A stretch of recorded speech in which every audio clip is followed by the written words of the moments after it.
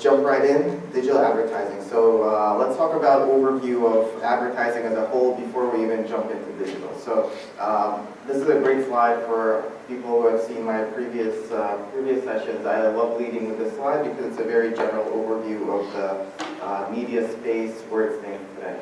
It takes a little bit to kind of understand what you're looking at, but what we're trying to see here is on the left is US media consumption. So where are people actually spending their time consuming media? On the right, you have where people, where advertisers are spending their money.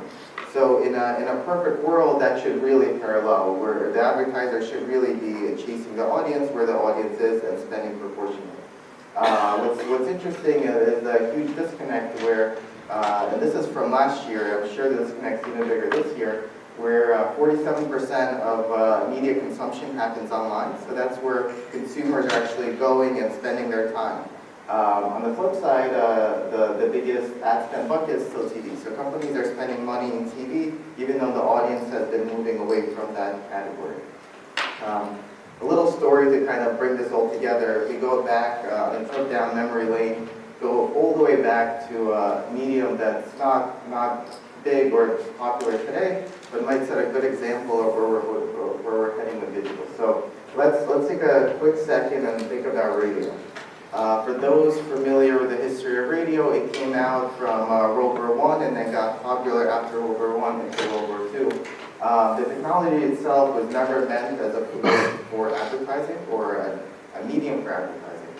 Radio, at its core, when it came out and for the first couple of decades, really, was a way for one person to broadcast information to a large audience.